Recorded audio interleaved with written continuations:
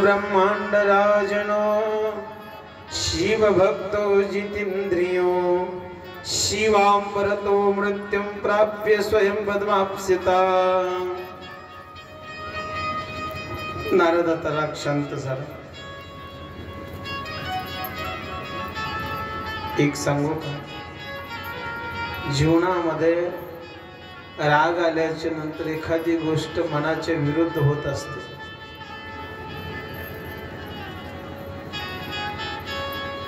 पण चांगलं जर होणार असेल ना मायबाप, ते निश्चित होतं। पण एखादी गोष्ट आपल्याला प्राप्त झाली म्हणून नाही झाली म्हणून वाईट वाटून घ्यायचं नाही, कारण की देवाने पुढचा विचार केलेला असतो। आपल्या माणसाच्या बुद्धीत तात्पुरता क्षणिक आहे, तात्पुरता विचार करणारे आपण आहे। पण न सांगता तुम्हा कळोई येती अंतर, विश्वे विश्वंभर परिहारी चिन्ह लगे, सकळ जीवांचा करीतो सांभाळ, तुझ ऐस मोकली कणा। बाबा नको खेद करू कोणत्या गोष्टीचा, पती लक्ष्मीचा जाणत असे। का खेद करावा? जगाच्या मालकाने जे ठरवलेले ना मायबाप, कोणीच वेगळं करू शकत नाही। सीतेला काय कमी? बापाच्या इथं राजभोग भोगले, पण कालांतराने मात्र नवऱ्यासोबत वनवासाला जावं लागलं, हे प्रारब्ध आहे। जगाच्या मालकाला काय कमी आहे? परंतु तरी सुद्धा वनवासात जावं लागलं, नियम असा। नारदांच्या लक्षात आलं माझं चुकलंय। एक सांगू का, माणूस चुकत नाही असं नाही, क्षणोक्षणाला माणूस चुकतो, कारण की माणूस म्हणतातही माणूस चुकीचा पुतळा आहे। आपण चुकत नाही अशातला भाग नाही, चूक होते। पण एक सांगू का, एकच चूक वारंवार नाही झाली पाहिजे। पश्चातापेन शुद्धता, शास्त्र सांगतं एखादी गोष्ट झाली तर तिचा पश्चाताप व्हायला पाहिजे। आणि पश्चातापेन शुद्धता, स्वीकार आहे त्याचा।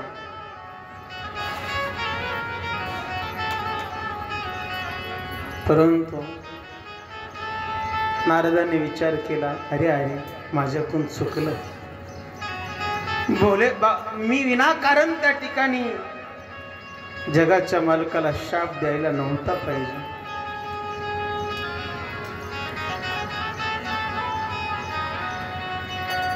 नारद शांत झाले आणि नारद शांत पाहिजे शिवगण जवळ गेले। सर्व ब्रह्मांड राजन्यो शिव भक्तो जितेंद्रियो शिवां परतो मृत्युं प्राप्त्यं समपदमाप्सिता। ओ नारदा नमस्कार करतो। साधू प्रसन्न असतील तर मग मात्र कल्याण आहे, पण साधू प्रसन्नच नसतील तर मग आपलं कोणी हित करणार नाही। आज प्रसन्न अवस्थेमध्ये नारदांना पाहिलं आणि ते दोन शिवगण नारदापाशी गेले। ओ नारदा आम्हाला क्षमा करा, भोनो अपराध मय्यो, खूप मोठा अपराध घडला आमच्याकडून। तुमच्या साधूची हेलनात्मक दृष्टीनं मी हेलना करायला नव्हती पाहिजे। साधू तुम्हाला हसायला नव्हतं पाहिजे आम्ही, पण विश्व जगाची भोलेनाथाची मायाच अशी की ते मायेमध्ये मोहित झालो तर आम्ही हसलो तुम्हाला। शिवगण माफी मागायला लागले। त्यावेळेस नारदांनी सांगितलं, अरे तुम्हाला राक्षसाचा जन्म तर घ्यावंच लागेल, पण एक लक्षात असू द्या, जगाचा मालक माझा तुम्हाला उद्धार करण्याकरता जन्माला येईल. हे शिवगण सामान्य नाहीत महाराज. भगवान शंकराचे कट्टर उपासक झाले पुढच्या जन्मी. कोण आहे ते शिवगण? एकाचं नाव आहे रावण आणि एकाचं नाव आहे कुंभकर्ण. महान झाले महाराज. सर्व ब्रह्मांड राजो शिवभक्तो जितेंद्रिया. काय रावणाचं का ताकद कमी होती का? रावण किती विद्वान होता महाराज. विद्वत्तेला त्या ठिकाणी सीमा नाही. जितेंद्रिय होतील म्हणे आणि त्यांना उपदेश केला. ते सुद्धा मृत्युंजय मंत्राचा जप विशिष्टपणे रावण करीत होता. ओम त्र्यंबकं यजामहे सुगंधिं पुष्टिवर्धनं कुर्वारुकमिव बन्धना मृत्युर्मोक्षीयमामृजा. ओम त्र्यंबकं यजामहे सुगंधिं पुष्टिवर्धनं कुर्वारुकमिव बन्धना मृत्युर्मोक्षीयमामृजा. मायबाप लक्षात असू द्या. या मंत्राचा जप जर केला आयुष्य वाढतं. वाढदिवसाच्या दिवशी मेणबत्त्या फुकायच्या नाही, ही परंपरा नाही. उपजली या दिवसंदिसे होऊ लागती काळाची आसे वाढती करीती उल्हासे उभवती गुडिया. ज्ञानोबा राय बोलले जन्मल्याबरोबर दिवसेंदिवस आपण काळाच्या आधीन चाललो. वाढदिवस करणं म्हणजे आपलं वय कमी होणे. हा मरणाच्या जवळ चाललोत म्हणायचं. 21 वर्षाचा वाढदिवस 31 वर्षाचा वाढदिवस केला. 100 वर्षातले 31 वर्ष संपले. दिवस कमी होत चालले. होऊ लागी काळाची आसे. पण एक लक्षात ठेवा. मग त्या दिवशी काय करा तर त्या दिवशी दिवा लावा, आरती ओवाळा आणि ह्या मंत्राचा जप करून आयुष्य वाढवा. आयुष्य वाढवण्याकरता मंत्र ओम त्र्यंबकं यजामहे सुगंधिं पुष्टिवर्धनं कुर्वारुकमिव बन्धना मृत्युर्मोक्षीयमामृजा. किती गोड मंत्र. नित्य या मंत्राचा जप करून आयुवर्धन त्या ठिकाणी वाढव. अशा प्रकारे नारदाने ओशाप दिला. नारदजी भोलेनाथाची साधना करत करत त्या ठिकाणी खाली जातात. प्रत्येक शिवालयामध्ये जाऊन शिवस्वरूप असणाऱ्या भगवान शंकराची पूजा करत आहेत, ध्यानधारणा करतायत. कालांतराने नारद सुद्धा त्या ठिकाणी भगवत भक्त महान त्या ठिकाणी झाले असं वर्णन आहे. अनेक पुढे त्या ठिकाणी परत एकदा लिंग स्वरूपी नाम. काल आपण पाहितलं की लिंग कसं निर्माण झालं त्याची कथा परत एकदा आलेली आहे. दानाचा विषय करत असताना दान विषय पुढे आलेला आहे. आता काय असतं कधी कधी हे दान सांगावं की न सांगावं हा नियम येतो. कारण की काही वेळेला असं होतं की दानाच्या संबंधाने वर्णन करताना लोकांना वाटतं की दानच सांगायला लागले. पण जे कथेत आलं ते सांगणं अत्यंत गरजेचं आहे. ऐका आता. कथायां प्रत्यां पुष्पार्पणार्विणं वर्णन करतात. गंगा जलग्नेरसं किं जलधरां शिवोऽपि प्यारिणां पिपलान् कोशकं दानी मुनिं कां जपत्यति मंगलं. कोणतं त्या ठिकाणी दान द्यावं दानाचा विधी सांगितला.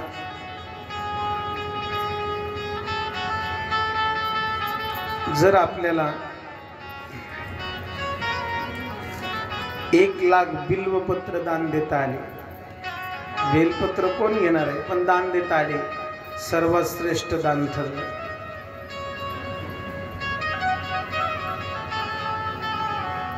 दान देत असताना शिव बिल्वपत्राच्या संबंधाने पुन्हा वर्णन आलं तिथे एक श्लोक येऊन गेला फक्त.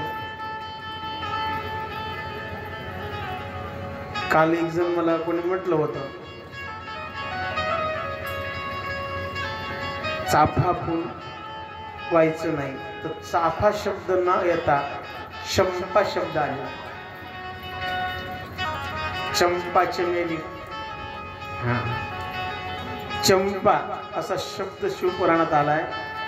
कीर्ति किम चंपाम भवम न ते शिव अर्पणम. भगवान शंकरला ते अर्पण करू नये. 2 फुलं त्या ठिकाणी देवाला अर्पण करू नये इथे वर्णन आलंय. राधे राधे. चाफा वेगळा आणि चंपा वेगळ्या. चाफ्याचाच प्रकार आहे, पण जसं फुल स्त्रीत्व आणि पुरुषत्व असतं तर चंपा चमेली म्हणतात ना, ते चंपा. केतिकी आणि चंपा फुल हे भगवान शंकरला अर्पण करू नये. दानाच्या संबंधाने वर्णन आलं. दीप धूप निवेद्यम. ब्राह्मणाला देत असताना खीर नारळ. आता हे नारळ शब्द आलेला इथं. हे नारळ भगवान शंकराला का फोडू नये याची कथा आहे. भोलेनाथाला नारळ का फोडायचं नाही. आता आमच्या गावात ठिकाणी सांगितलं तर काही जणांनी चर्चा केली, आताच पोरग आले परंपरा बंद पाडायला. मला तुमच्या परंपरेशी काही घेणं देणं नाही. तुम्हाला जे करायचं ते करा, पण शास्त्रात जे आलं ते सांगणं आमचं काम आहे.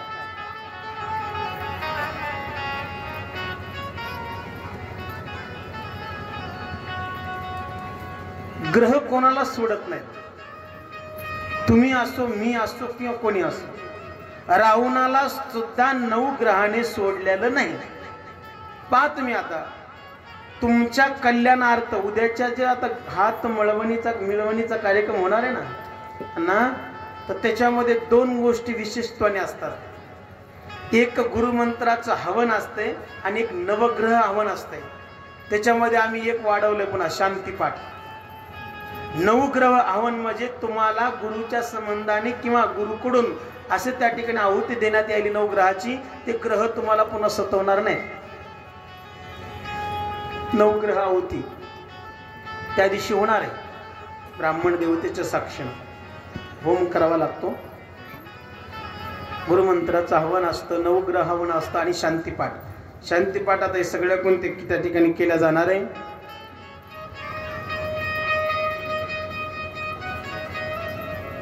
ग्रह मला हे सांगायचं, गंड योग असतो ना, गंड योगावर जर मुलगा जन्माला आला तर ज्योतिषशास्त्र असं सांगतंय बापाने एक तर त्या मुलाचा त्याग करावा, नाही तर कमीत कमी 6 महिने बघू नये. मूळ नक्षत्रापेक्षाही गंडयोग भयानक. गंडयोगा मुलगा जन्माला असेल तर बापाने 6 महिने बघूच नाही. 6 महिने काही योग असतात, काही ग्रह असतात. ग्रह सतवतात माणसाला त्या ग्रहामध्ये. ग्रहण योग असेल तर अडचणी येणार, लग्न होणार नाही. ग्रहण योग म्हणजे काय, एका स्थानी शुक्र आणि त्या राहू आणि केतू असतात ना, ते जर सूर्याच्या आणि चंद्राच्या ग्रहामध्ये जर स्थापित असतील तर मग मात्र त्याला आडी अडचणी येणार, तो भटकणार. आई वडिलाचं न ऐकता, घरातलं कोणाचं ऐकणार नाही, मनमारी. राधे राधे. हो माऊली महाराज याचे नाव लिहिलेले नाहीत. आता लक्ष द्या. एक तर मला कथा डोक्यावरती असते ती निघून जाते. विक्षेप नाही जमत. काय सांगावं तुम्हाला. तुम्ही 2 मिनिटं विक्षेप झालात. आता मी तुम्हाला विचारतो, मी सगळ्यात अगोदर काय सांगितलं सांगा बरं मला. मग तुमचा ते प्रॉब्लेम म्हणले आमचा होणार नाही. मी सुरुवातीला 15 मिनिटं काय बोललो जर तुम्हाला आता विचारलं तर सांगू शकताल का तुम्ही. मग आमचं बी डोकं कॅम्प्युटर थोडंच आहे, ते बी डोक्यात असते. आता तुम्ही विक्षिप्त झाला की संपलं.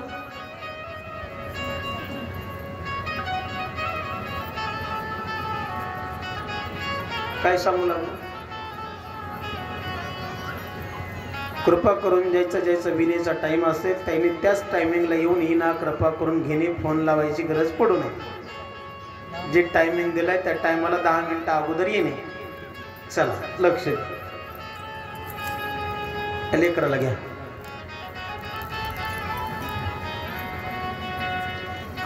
वर्णन करतात काय सांगू लागलो. ग्रहण योग ना, ग्रहण योग. एका ग्रहामध्ये जर चंद्र आणि राहू असेल, एका ग्रहामध्ये केतू आणि सूर्य असेल तर मग त्याला ग्रहण योग म्हणतात. असा योग जर कुंडलीत आला तर समजायचं त्याच्या लग्नात अडचण येणार, त्याची बुद्धी नीट चालणार नाही, काम करत असेल तर काम सोडून देण्याची शक्यता, नोकरी करत असेल नोकरी सोडून देण्याची शक्यता, अन्य स्त्री गमन करण्याची शक्यता. ग्रहण योग फार आवडतो. द्या सोडून तो विषय, त्याची शांती करता येते हे मात्र नक्कीच. ग्रह सतवतात. मग असा एक टाइम देवतेला सुद्धा हे ग्रह सतवतात. जसं रावणाला सतवलं तसं देवांना बी. मग शनी नावाचा ग्रह हे सगळ्यात खतरा. म्हणे शनी काहींना त्रास देतोय, काहींना देत नाही. ज्याच्या लग्नस्थानी शनी असेल ना जन्मकुंडलीमध्ये, तर तो शनी मात्र सगळ्याला त्रास देत, त्याला त्रास देत नाही लग्नस्थानी. पण आता ऐका, शनी कधी कधी 3.5 वर्ष, 3.5 महिने नुसता वास, 6.5 वर्ष आणि 12.5 वर्ष शनीची 7.5 असते. ज्या ज्या राशींना 7.5 चालू आहे त्याने मात्र जप करायचं, हवन करायचं असं चालू असतं. आता 3.5 वर्ष आपण घेऊ. 3.5 वर्ष भगवान शंकराला शनी लागणार, म्हणजे भगवान शंकराचे 3.5 सेकंद. आपले 3.5 वर्ष म्हणजे देवतेचे 3.5 सेकंद. त्याचे आयुष्य म्हणजे आपल्या आयुष्यापेक्षा त्याचं आयुष्य गणना नसते. पण 3.5 सेकंद म्हणजे 3.5 वर्ष. 3.5 सेकंद भगवान शंकराला शनी लागणार होता. परिणाम असा झाला, भोलेनाथ तेवढे सेकंद लपायचा विचार करू लागले. कुठं लपावं कळे ना. मग लपण्याकरता भोलेनाथ पळायला लागले. भोलेनाथ जाताना एक झाड पाहितलं, झाडाला काही फळं पाहितली. नारळाचं झाड म्हणा, ते फळ होतं ते. मग त्या ठिकाणी भोलेनाथाने अंगुष्ठ इतकं रूप धारण केलं, वरी गेले. वरी गेल्याच्या नंतर त्या फळाला वरून त्रिशूळ मारलं. आज बी नारळाला 3 डोळे असतात, वरून 3 डोळे असतात, पहा तुम्ही. मग त्रिशूळ मारलं आणि भगवान भोलेनाथ मधात प्रवेश केला. आता मधात प्रवेश केल्याच्या नंतर मधात त्या फळात होतं पाणी. मग काय झालं म्हणे, अंगाला भस्म लावलेलं होतं ते विघरून गेलं आणि खोबरं तयार झालं. वर दिलं, खोबरं तयार झालं. मग परिणाम 3.5 सेकंद संपले. भोलेनाथ वरी आले. वरी आल्याच्या नंतर त्या वृक्षाला त्या ठिकाणी नरत्व आशीर्वाद दिला. नरत्व आशीर्वाद दिला आणि म्हणले, बाबा जो कोणी तुला मला अर्पण करील का त्याचं कल्याण होईल. आता कल्याण होईल असा आशीर्वाद कोणाला दिला? त्या नारळाच्या झाडाला भोलेनाथाने. मला अर्पण करील त्याचं कल्याण होईल. पण एवढंच नाही, मग नारळ फोडायची परंपरा का चालू झाली? पूर्वीच्या काळामध्ये नरबळी द्यायचे. नरबळी कोणतं काम करायचं असेल तर अगोदर काहीतरी नर कापा, बकरे कापा, हल्या कापा, असे काही काही कापायला लावायचे, नरबळी द्यायचे. कधी कधी माणसाचा बळी द्यायचा, भागवतात आले ना नरबळी देण्याचं. मग त्या ठिकाणी नरबळी द्यायचे. मग ऋषी मुनींना काय विचार केला, ह्या झाडाला नरत्वाचा आशीर्वाद आहे. काय आशीर्वाद आहे? नरत्वाचा. मग हे नारळ नर रूपामध्ये देवतेला शिंपडा, फोडा. पण बाकीच्या देवतेला आज बी बघा, भूमिपूजन असेल, कुठलंही कार्य प्रारंभ करायचं, नर बळी द्यायचं नाही. काय करा म्हणे, नारळच नर रूपाने फोडा. नर रूपाने काय करा, नारळच फोडा. म्हणून त्याला शेंडी ठेवलेली असते बघा. नराला शेंडी ठेवावं लागते. फोडल्याच्या नंतर ते पाणी रक्त स्वरूपाने शिंपडावं लागतं देवतेवर. ज्याच्या संबंधाने फोडायला त्याच्या जमिनीवर फोडलं, जमीन भूमिपूजनाला तर जमिनीवर शिंपडायचं. पण आपलं लय काम उलट, आपण जातानाच फुलपात्र नेतो माझ्या पाण्याला.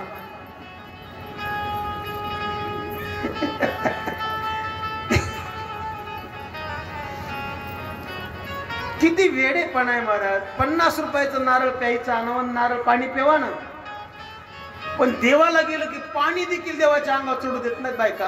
आण बाप्या. अरे काय अवघड आहे का नाही. काही काही माणसं तर नारळ फोडला असा. किती किती अवघड आहे, किती मोठी कंडिशन.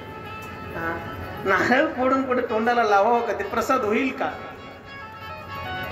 बोलताना शिंतोडे थुकाचे थोडे थोडे उडतात आपले, तर असं केल्याच्या नंतर ते उष्ट नाही होणार. चुकीची परंपरा आहे. नारळ फोडावं, शिंपडावं बाकीच्या देवतेला. दुसरा परिणाम असा आहे, कर्नाटकामध्ये आज सुद्धा नारळाचे 2 तुकडे केले ना, असे देवतेकडे ठेवून असा प्रसाद ग्रहण करायचा. एक तुकडा तिथं ठेवायचा आणि एक अर्धा घरी घेऊन जायचं. ते प्रसाद का, पूर्वीचं नरबळी दिल्या मस्तक तिथं ठेवायचे, धड घेऊन जायचे. आज बी म्हणा नवस केलेले लोक असतात ना, नवस करतात पा, मस्तक तिथं कापून ठेवतात, धड आणतात. काय परंपरा, कुठं गेला. म्हणून बाकीच्या देवतांना नारळ फोडता येतं, पण माझ्या भोलेनाथाला नारळ अर्पण करावं लागतं. नारळ अर्पण करावं लागतं. शिवो अर्पण्यम फलः. शिवाला, भगवान शंकराला त्या ठिकाणी अर्पण करावं लागतं. लक्षात असू द्या. भगवान भोलेनाथाला. आणि म्हणून आज सुद्धा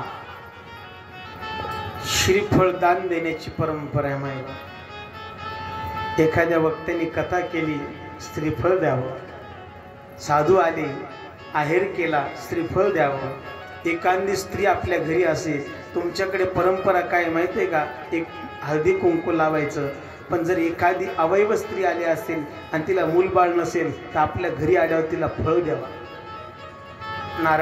नारळ तिच्या वटीमध्ये टाकावा. हा नियम आहे, लक्षात ठेवा. ना आज बी वंटीमध्ये फळं घालतातच ना, त्याच्यामध्ये वाटी असतेच, पण नारळ त्या ठिकाणी विशिष्टपणे घालावं. पण आता परंपरा निघली बरं का. आज जसं जसं ऐकायला लागलात तसं परंपरा निघली. मला माहिती आहे, ज्या दिवशी लग्न कार्य असतं, नवरदेवासोबत काही करवल्या जातात, बरोबर आहे ना. तर तिथं गेल्याच्या नंतर आदल्या दिवशी ते कुंकू वगैरे असतं. त्यावेळेस आता फळाच्या टोपल्याच न्यायला लागल्या ओटीमध्ये घालायला फळं. चांगली गोष्ट आहे, अधिक चांगलं. पहिले नव्हती एवढी परंपरा, पण आता त्या टोपली बी सजून न्यायला. लय सजलेलं असेल, काही काही लय भारी भारी फोटोत बघावं सारखे. चांगली गोष्ट आहे, असू द्या, काय अडचण नाही, घालत जावा. फळ अतिशय महत्वाचं. भगवान फळ कोणाला दान देता आले तर द्यावे. शिवपुराणाच्या संबंधाने सांगतात, इथे तीळ दानाला महत्व दिलं. एक द्रोण किंवा अर्धा द्रोण तरी आपल्याला तीळ दान देता यावं. तीळ दानाच्या नंतर सांगतात, इथे 3 शेर गहू सांगितले, 1 किलो मूग डाळ सांगितली. अशा प्रकारे जे दान द्यायचं ते. आणि आपल्या मनाला शांती प्राप्त व्हावी, गोदान सांगितलं.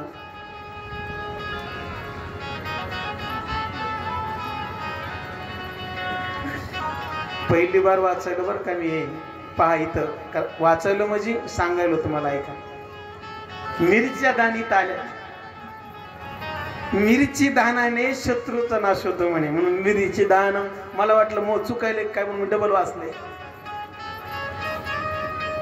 मिरची दान, मिरच्या दान दिल्याने शत्रूचा नाश होतो, म्हणजे शत्रू आपल्या जीवनामध्ये निर्माण होत नाही. घृतिर्दान मिलम तत्र वस्त्रदान सांगितला. दूधदान, घर श्रीखरा म्हणजे दूधही दान देता येतं. तेल दानाला महत्व, तूप दानाला महत्व शिवपुराणाच्या संबंधांनी दिलं. अनेक दानाचे प्रकार बरेच आहेत. सगळ्यात श्रेष्ठ सुवर्णदाने कांती निर्मळो. सोनदान सुद्धा सांगितलंय. देऊ नका तुम्ही, एवढं बघू नका, मला माहिती आहे थोडं देणार आहे तुम्ही. सुवर्णदाने कांती निर्मळो भूमिदानी होशी भोग पाळू, हे सुद्धा संतांनी वर्णन केलं नामदेवरायांनी, अधिकृत ज्ञानोबारायांनी. जर जमीन दान दिली तर त्या ठिकाणी पुढच्या जन्मामध्ये प्रधानमंत्री होता येतं, मंत्रीपद होता येतं. सुवर्णदानी कांती निर्मळू, ज्याला ह्या जन्मामध्ये वाटायला मी काळा जन्माला आलो, सोनं दान द्यावं, पुढच्या जन्मात गोर माणूस होतं. लक्षात ठेवा. कनकदानी कांती निर्मळू असं वर्णन तिथं आलेलं आहे. कनकदान द्यायला त्या ठिकाणी सांगितलं. मी कालही सांगितलं, घंटादानालाही फार महत्व दिलं. प्रियतो नापादोष्य शतरूपापते सुतो वासुदेव सकलायाम रक्ष्याम जगत स्थितो. मग मात्र त्या ठिकाणी गोदान वगैरे या दानाचे प्रकार सांगितले. एक सांगू तुम्हाला, दानाने पुण्य मिळतं हे तर खरंच आहे, पण दानाने मानवी जीवनामधली आसक्ती कमी होते. लक्षात ठेवा, दानाने अहंकार कमी होतो, आसक्ती कमी होते. हे कमी होण्याकरता दान सांगितलं. आणि सर्वात श्रेष्ठ दान कोणतं ठरतं? गुप्तदान. आपलं नाव न घेता जे दिलेलं दान असतं ते सर्वात श्रेष्ठ दान ठरलं जातं, हे लक्षात असू द्या. पण काय आता नियम मात्र सगळ्यांचा लागला की आपणही दान द्यावं, आपलं नाव यावं, हे सगळ्यांना वाटतं. काय अडचण नाही, ज्यांनी काही दिलं त्याचं नाव घेणंही अत्यंत गरजेचे. पण एक सांगू महाराज, शास्त्र शुद्ध पद्धतीनं सांगतात, दोन दान श्रेष्ठ दान आहेत सध्या कलियुगात. कोणतं? अन्नदान आणि ज्ञानदान. तुम्ही दोन्हीही करतात महिला मंडळी, हे सर्वात श्रेष्ठ आहे. ऐका, ज्या ज्या महिलांना इथं देणगी दिलेली ना मायबाप, निश्चित हे शिवपुराणाचं पुण्य तुम्हाला प्राप्त होणार आहे 100%. कारण की उद्या परवा रविवारी अन्नदान बी होणार आहे. आणि दुसरी गोष्ट महाराज वर्णन करतात की बाबा अन्नदानही घडलेलं आहे आणि त्या ठिकाणी ज्ञानदानही घडलेलं. ज्ञानदानही त्या ठिकाणी तुम्ही करताय, अतिशय चांगली गोष्ट आहे. दानाचे प्रकार आहे. एत एकसित दिदल्या अन्न कोटी कोळाचे हो ये उद्धरण. दानाचा प्रकार आहे आजचा दिवस. आणि दान देत असताना मनामध्ये मी दान देतोय ही भावना न ठेवता, जगाच्या मालकाने मला दिलं, मी त्यातलं थोडंसं देतोय, ही भावना ठेवून दान द्यावं, ही वृत्ती त्या ठिकाणी सांगितली. आता मी दानाचा प्रकार थांबवतो आणि आता सृष्टी वर्णनाकडे जातात. ह्या जगताची निर्मिती कशी झाली हे शिवपुराणामध्ये अत्यंभूत आलं. याच्याच वर्णनाने मला सती जन्माकडे जायचंय. ऐका. प्रियव्रतोत्तान पादो शतरूपापते सुतो वासुदेव सकलाया रक्षायाम जगत स्थितो. वर्णन करतात महाराज. ऐका. ब्रह्मदेवाचे त्या ठिकाणी मानस पुत्र आहेत कर्दम ऋषी. मुळामध्ये ब्रह्मदेवाचे पुत्र मनु आणि शतरूपा. आपण भागवतामध्ये यांचं वर्णन आलेले इथं सुद्धा आलंय. मनु आणि शतरूपा त्यांचे 5 संतान आहे. उत्तानपाद प्रियव्रत 2 मुले, आकुती प्रसूती आणि देवहूती 3 मुले. देवहूती मात्र इथं वर्णन आलेलं नाही, आकुती आणि प्रसूतीचं इथं वर्णन आलेलं आहे. प्रसूती मात्र दक्ष प्रजापतीला दिलेली आणि दक्ष प्रजापतींना 24 मुली झालेल्या आहेत. सुरुवातीला 24 मुली कशा कशा आहेत त्या ऐका. 13 कन्याचं वर्णन करतात. पहिली आहे श्रद्धा, लक्ष्मी, धृती, तृष्टी, पुष्टी, मेधा, क्रिया, बुद्धी, लज्जा, बसू, शांती, सिद्धी, कीर्ती. या 13 धर्माला दिल्या. नाव ऐकायचे परत. ऐका, मला काही एवढे पाठ झाले नाही पण आणलेत लिहून. ऐका. श्रद्धा, लक्ष्मी, धृती, तुष्टी, पुष्टी, मेधा, क्रिया, बुद्धी, लज्जा, वसु, शांती, सिद्धी, कीर्ती, ही 13 मुली त्या ठिकाणी धर्माला दिल्या. आता 11 ऐका. 11 मुली त्या ठिकाणी ख्याती भृगूंना दिली, सत्यपदा भवनना दिली, संभूती मरीचींना दिली, स्मृती अंगिरांना दिली, प्रीती पुलस्तांना दिली, क्षमा पुलहांना दिली, सन्नती कृतींना दिली, अनुसया आत्रींना दिली, ऊर्जा वशिष्ठांना दिली आणि स्वहा अग्नीला दिली आणि स्वधा पितरांना देऊन टाकली. या 11 कन्या. परंतु मात्र दुसऱ्या कल्पामध्ये भगवान नारदांच्या शापामुळे कल्पभेदामध्ये दक्षाला 60 कन्या झाल्या, पुन्हा 60. आपण 2 मुली झाल्या की मुली झाल्या म्हणत फिरता. पहा इथे 60 मुली झाल्या. 60 मुलीमध्ये 10 धर्माला दिल्या, 27 चंद्रमाला दिल्या, 13 कश्यपांना दिल्या, 4 पक्षी ताक्षे गरुड त्याला 4 दिल्या, भृगु अंगिरांना 1 दिली आणि त्या ठिकाणी भगवान भोलेनाथाला 1 दिली.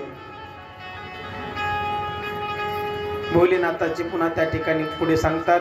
पण त्याच्या अगोदर एक कथा आलेली आहे कैलास पर्वताच्या संबंधाने. आता भोलेनाथाची संतती पुढे आपल्याला बघायची, पण त्याच्या अगोदर राजा गुणनितीची कथा आली, त्याचं आपण सर्वस विश्लेषण करण्याचा प्रयत्न करूया. नमः पार्वती पते शिवा जयंती मंगला काली भद्रकाली कपालिनी दुर्गा क्षमा शिवा धात्री स्वाहा स्वदा नमोस्तुते. महाराज, भगवान शंकराला जी त्या ठिकाणी मुलगी दिली होती तिचं नाव सती, पण ती सती रूपाने न राहता 11 नावामध्ये तिचा विस्तार झाला. अनेक जन्मामध्ये वेगवेगळे नाव धारण करून भगवान शंकरासोबत तिनं लग्न केलं. आता आपल्याला शक्तिपीठ ही उद्याच्याला बघायला मिळतील.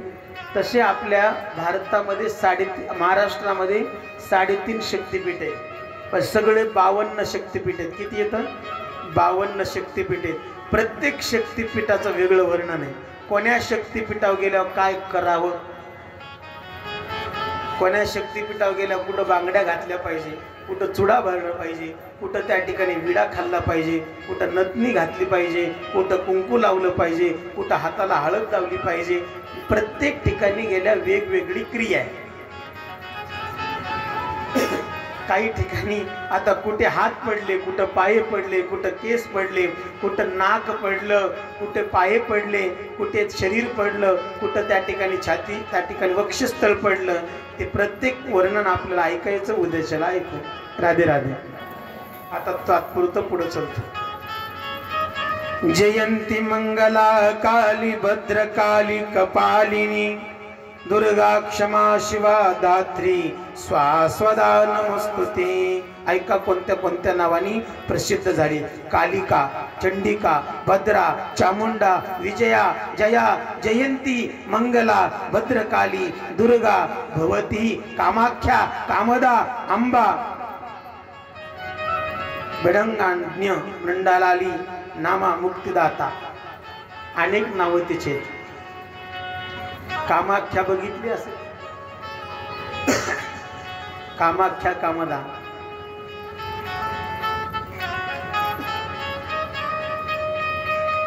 अनेक नावाने त्या ठिकाणी प्रसिद्ध होऊन भगवान शंकरासोबत तिनं परमात्मा भगवान त्या ठिकाणी कैलास पर्वतावर राहत असताना तिथे राहिले. खऱ्या अर्थाने कैलास पंचमुखी देवता ज्या काही असतील, पंचदेवता, त्या देवतेनं कैलास पर्वत त्या ठिकाणी स्थापन केलं. ते कैलास पर्वत पुन्हा कुबेराकडे कशा प्रकारे गेलं, कुबेर नेमकं कोण आहे याचा विचार आपल्याला करायचा आहे. गुणनिधीचं चरित्र आता ऐका. कदा गतोई कैलासम शंकरो भक्तवत्सलः क्वं वास कित्वं तस्या शीत कुबेरेन महात्मना. खूप गोड श्लोक आहे का. कदा गतो हि कैलासम शंकरो भगवद्वत्सला क्वं सा सखित्वं तस्या शीत कुबेर महात्मना. वर्णन करतात भगवान परमात्मा. नारदजी त्या ठिकाणी सांगतायत खऱ्या अर्थाने. आशित कपिलात नगरे सोमजित गुलेत भवा दीक्षतो यज्ञदाख्यो यज्ञ विद्या विशारदा. यज्ञदत्त नावाचा ब्राह्मण जरी असला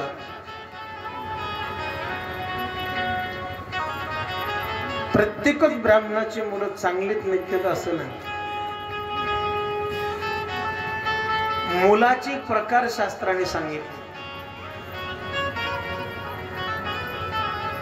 3 प्रकारचे मुलं जन्माला जास्त करून येतात. ऐका, एक शत्रुपुत्र असतो, एक मित्रपुत्र असतो आणि एक ऋणानुबंध पुत्र असतो. शत्रुपुत्र म्हणजे काय, ऋणानुबंध पुत्र म्हणजे काय आणि मित्रपुत्र म्हणजे काय. शत्रुपुत्र पहिल्या जन्मामध्ये आपला असणारा शत्रू आपल्या पोटी जन्माला येऊन आपला काटा काढायचं बघतोय, त्याला शत्रुपुत्र म्हणा. एखाद्याचा मुलगा मायबापाला त्रास देत असेल तर समजायचं पहिल्या जन्मातला आपला शत्रू आहे. ऋणानुबंध, एखादा ऋणानुबंध पुत्र असणार. ह्या जन्मात एखाद्या ऋण केलं का, म्हणून तर म्हणतात ना, कोणाचं ऋण घेऊन मरू नये, ऋण घेऊन मरू नये. ऋणानुबंध असणारा, ज्याच्यावर ऋण केलेलं आहे, ते आपल्या पोटी जन्माला येते आणि आपण सांगन तसंच वागतोय. आईनं सांगितलं इकडे जाऊ नको, जाणार नाही. बापाने सांगितलं हे कर, तेच करणार. कारण की आपलं त्याच्यावर काय ऋण आहे.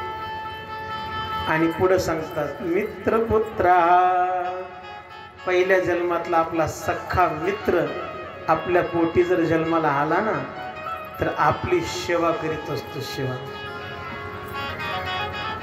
एखादं लेकर असे असते, लहानपणापासूनच आई पाय दाबू का ग बाबा, तुमचे पाय दाबू, पाठ दाबू, येत, त्याला मित्रपुत्र म्हणा. स्तुती करत नाही आपल्या मुलाची. आमचा कृष्ण 3च वर्षाचा, मी गेलं की माझ्याजवळ येते, बाबा पाय दाबू का म्हणतो. मित्रपुत्र समजायचं. मित्र लहानपणापासून आई वडिलाच्या आज्ञेत राहून आई वडिलाची सेवा करत असेल तर समजायचं हा मित्रपुत्र आहे. मित्रपुत्र जन्माला येतो. ब्राह्मण का पुत्र दुष्ट गुण निधी, आचारहीन अन्यायिता, सारे धन को बर्बाद किया, माता का प्रिय हितकारिता. हे माय लक्ष देऊन ऐका. लेकरू बिघडायला 70% कारणीभूत माया असते, आई असते. सांगतो नीट लक्ष देऊन ऐका. शिवपुराण सांगतं, महाभारतही सांगतं, लेकराला 4 प्रकारची शिक्षा द्यायची. देता नाही आली तर 3 प्रकार. 4था प्रकार पुन्हा सांगतो. एक क्रियात्मक संस्कार आहे, एक बोला बाबा कथा चालू नाही ना, आता सोडतो का बरोबर.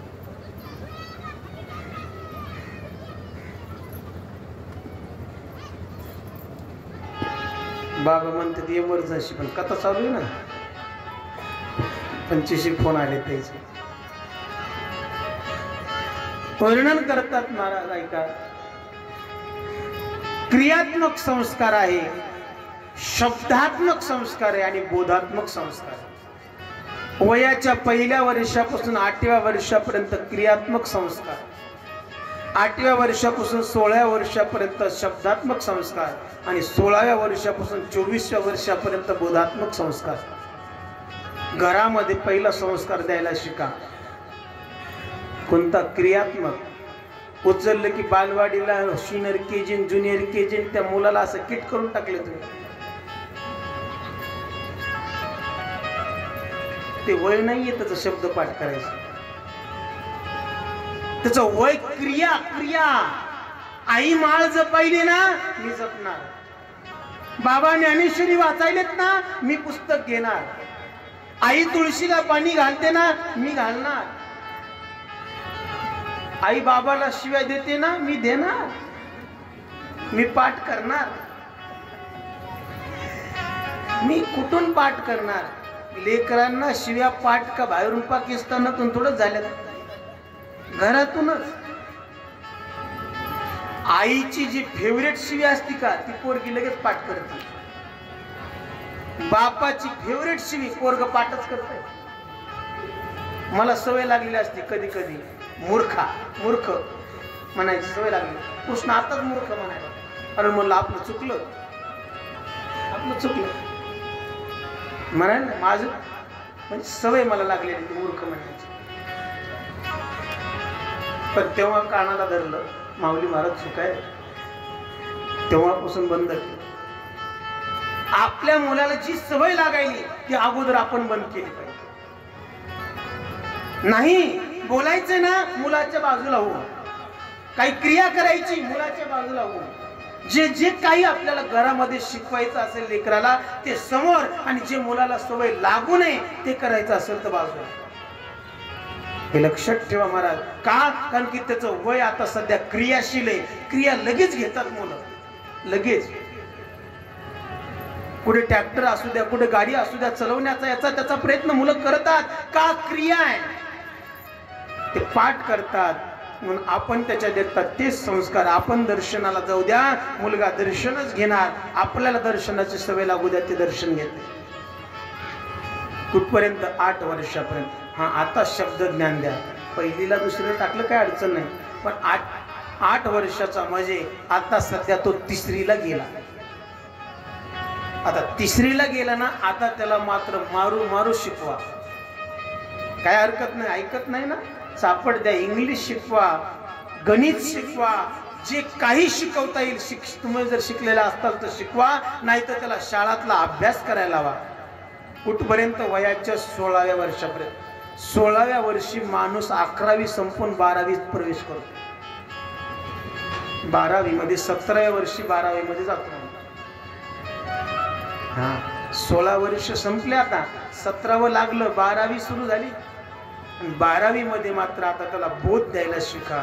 कारण की माणूस तिथं गोंधळून जाते. सायन्स घेऊ का आर्ट घेऊ का कॉमर्स घेऊ, नेमकं कोणकडे जाऊ? 10वी पासूनच मेळ लागत नाही. पण आपल्या लेकराची बुद्धी ओळखून आपल्या लेकराला सांगा तू हे घे, सक्सेस होतील. बस बोध द्यायला शिका.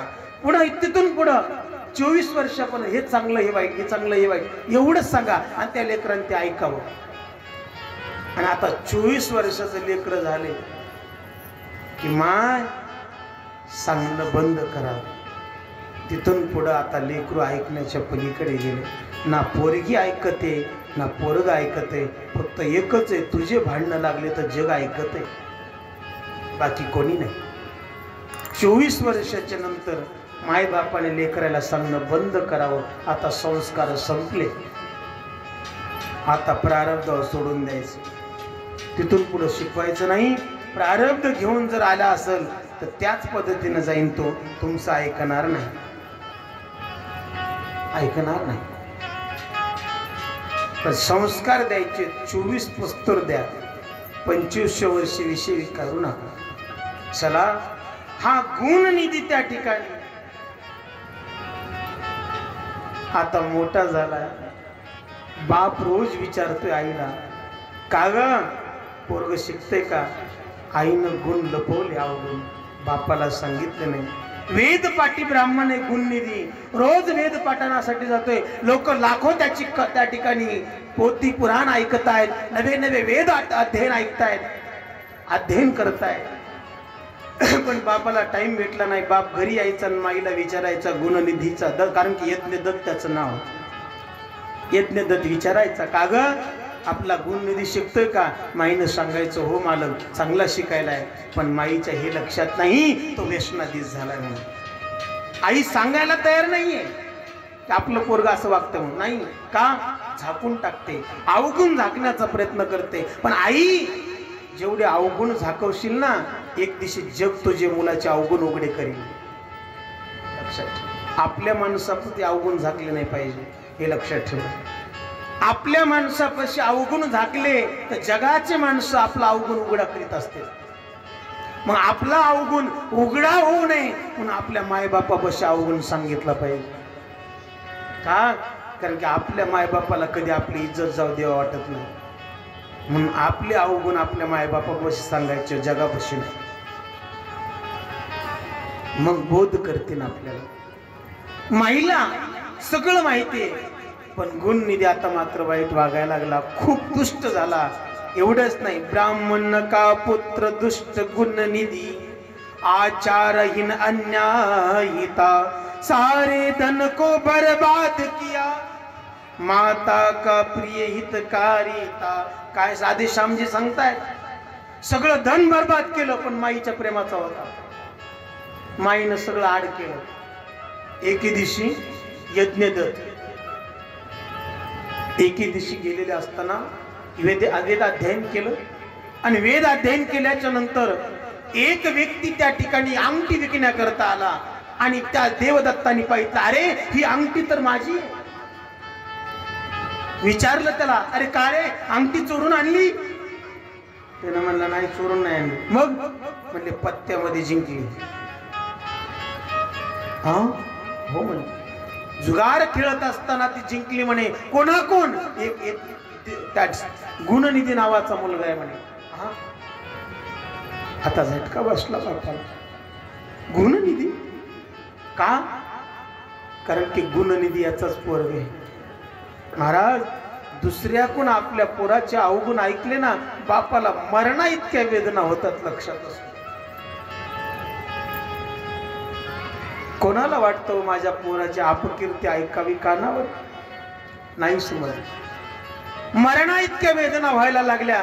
गुणनिधी माझा हे शक्यच नाही. घरी गेला पळत, ए दुष्टे,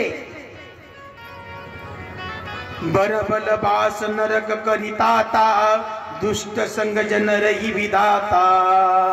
ए बाहेर ये. बायकोला आवाज दिला. बायकोला आवाज दिल्याच्या नंतर बायको बाहेर आली. विचारलं, का हो मालक आज रागामध्ये दिसतात? अगं सोड, माझी अंगठी कुठे ती आण. अंगठी माई मदत जाऊन पाहते, असेल कुठंतरी पुन्हा शोधून देते. नाही नाही, अगोदर आण. माझी शाल कुठे आहे? माझा अमुक कुठे, तमुक कुठे, सगळं विचारायला लागला. त्यावेळेस मात्र तिनं हदबल सांगितलं होऊन, मालक आज आज वेड्यावणी का करताय? त्याने सांगितलं, सांग तुझा पुत्र कुठे? तुझा बर का शब्द काय टाकला पा, तुझा पुत्र कुठे? का शब्द तसा टाकला असेल? कारण की याने आजपर्यंत रोज विचारावं पोरग काय करते, आणि माईनं सांगावं अभ्यास करते. चुकी बापाची नाही. आई रोज घरी आहे, तिनं सांगायला पाहिजे होतं की आपला मुलगा पहिल्यापासून वाईट वागायलाय, तुम्ही काहीतरी सांगा. पण माईनं अवगुण झाकली. परिणाम आज हदीच्या बाहेर झालं. मग काय, बापाने सांगितलं, दुष्टे, तुझा मुलगा विविचारणी झाला, तुझा मुलगा व्यसनी झाला, मदिरा मांस भक्षण, मदिरा प्राशन, मदिरा प्राशन करायला लागला. दुष्टे, ध्यायतो विषान पुसा, संगते पुष जायते, संगा संजायते कामा, कामात क्रोधो विजायते. गीता सांगते, संगत वाईटाची धरली. अरे याने सगळं विकून खाल्लं तरी सुद्धा तुम्हाला सांगितलं नाही, आजची आज आत्ताच्या आज तुझ्या पोराचा तुझा त्याग करायचा.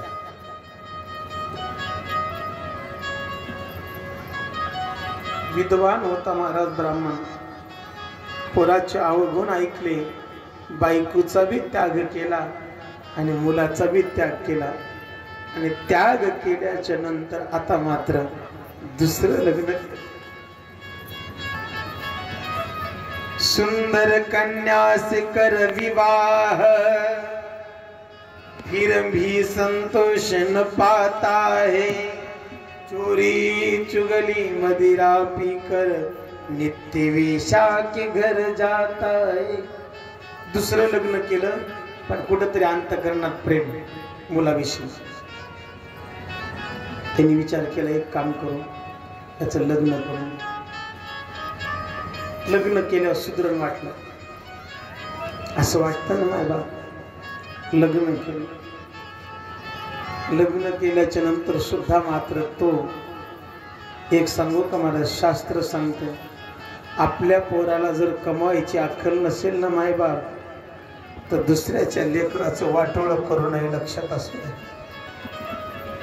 झालं तर आपल्या पोराचं वाटोळं होऊ द्या, पण आपला मुलगा जर नीट कमीत नसेल तर लोकाला फसून आपल्या पोराचं लग्न करण्याचा प्रयत्न करू नका. नुसत्या मुलाचा शाप नाही तर त्या मुलीचा शाप देखील तुम्हाला लागल्याशिवाय राहत नाही. तुम्हाला वाटतं का माझा नवरा खराब निघावं? तुमची लेक कोणाला बी देवा वाटते का तुम्हाला? नाही ना. मग तुम्ही सुद्धा आपलं लेकरू म्हणून अवगुण जपून ठेवू नका. शास्त्र सांगतं लबाड बोलून लग्न केलं. आज त्या मुलीचं सुद्धा ती मुलगी एके दिवशी यज्ञ दत्ताला बोलायला लागली. ओ सासरे बा, यज्ञाताचरती श्रेष्ठ. श्रेष्ठ म्हणून घेता तुम्ही, महाराज म्हणून घेता तुम्ही. काही वाटलं पाहिजे तुम्हाला का? तुमचा मुलगा विचारणी आहे, तुमचा मुलगा वेश्णी आहे, तुम्हाला माहित होतं ना. मग माझा खराबा केला, माझ्या संसाराचा नाश केला. का असं केलं? आता मात्र यज्ञदत्त सुद्धा डोळ्यात पाणी आलं. काय बोलणार? उत्तर काय देता येईल? उत्तर आता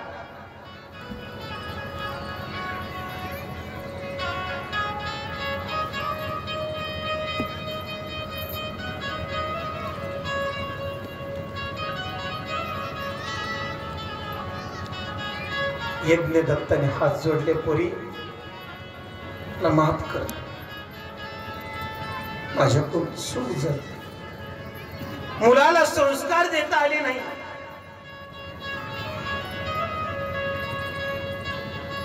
परंतु मला क्षमा कर. पोरगी निघून गेली. आता मात्र यज्ञ दत्तांनी सांगितलं पहिल्या बायकोला तुझ्या सोबत राहायचं नाही. आता दुसरी बायको घेतला, गेला निघून. निघून गेला आणि निघून गेल्याच्या नंतर आता गुणनिधीला लक्षात आलं, अरे आपलं चुकलं रे. माणसाच्या लक्षात येतं मायबाप सगळं वाटलं झाल्यावर पुन्हा विचार करून उपयोग नाही. माणसाचं जीवन बर्बाद व्हायच्या आधी विचार आला पाहिजे. पुन्हा विचार येऊन काय फायदा? सगळं उद्ध्वस्त झालंय आज. आणि हा गुणनिधी इकडे तिकडे इकडे तिकडे भटकत फिरायला. अपुत्र तमवम शरणाम कुपुत्रा कलांसनाम. आई म्हणली, अरे तू नसता झालास तर मी जगले असते रे. तुझ्यामुळे कुपुत्र तुझ्यासारखा जन्माला आला, जगण्यात अर्थ नाही. आई निघून गेली. आता एकटाच भरकटत फिरायला. खायला कोणी देत नाही या जगामध्ये. महाराज मायबाप सोडले तर कोणी फुकट खायला देत नाही. कोणी देत. अर्धी भाकर जर खायची असेल तर पाणी भरावं लागेल.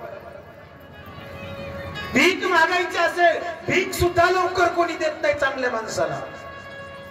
कोण देतो चांगल्या माणसाला? हात पाय शाबूत आहेत, मागून बघा भीक. काय म्हणतात लोक पहा. अरे काम करायला का रोग आला का म्हणतात लोक. भीक सुद्धा चांगल्या माणसं वाढीत नाहीत. माय बाप सोडले कोण फुकट जगवतं माय बाप. आज याच्या लक्षात आलं, फिरायला लागला, डोळ्यात पाणी आलं, रडायला लागला.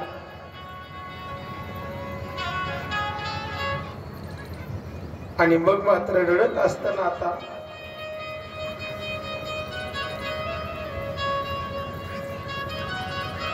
कुठे जावं? भटकत फिरत फिरत फिरत एक शिव मंदिर दिसलं. आता भूक लागली.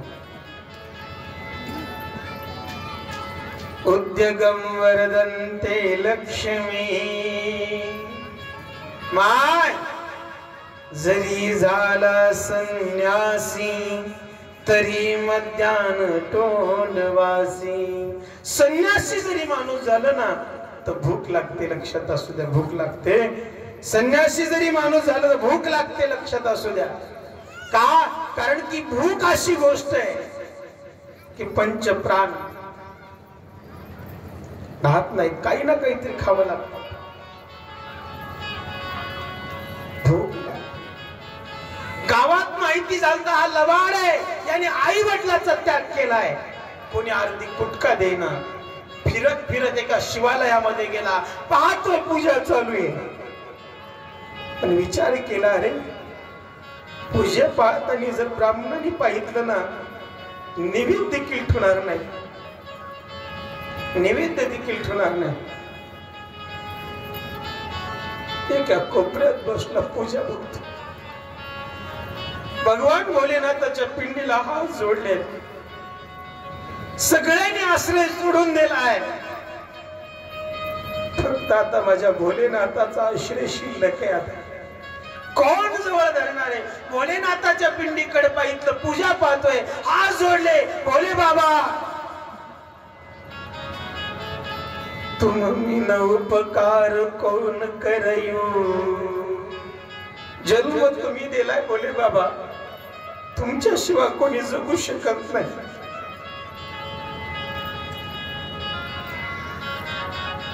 जगाच्या मालकाची कृपा आहे महाराज. किती दुष्ट वागा, मरेपर्यंत तो अन्न पुरतो एवढं निश्चित खरंय. पूजा बघितली, पूजा बघितल्याच्या नंतर ब्राह्मणाने नैवेद्य ठेवला. लगेच खायला जावं वाटत होत, पण ब्राह्मण जाण्याची वाट बघितली. वाट बघता बघता अंधकार झाला. अंधार झाल्याच्या नंतर आता शिवालयामध्ये जायचंय. शिवालयामध्ये गेला, पण दिसत काही नाही. कापड काढले, अंगावरलं एका काठीला गुंडाळलंय आणि दिव्याला लावून टेंबा तयार केला. महाराज भगवान शंकराच्या मंदिरामध्ये दिवा लावला, उजेड केला, प्रकाश. आणि त्या दिव्याच्या शोधामध्ये तो निवेद्य घेण्याकरता पिंडीवर पाय पडला. महाराज समर्पण केला देह. भगवंताने आशीर्वाद दिला, तो नैवेद्य खाल्ला, बाहेर आला, मृत्यू पाहिला. मृत्यू झाला त्याचा. यमदूत न्यायला आले. यमदूत म्हणतात, अरे गिऱ्हाईक आमचं आहे.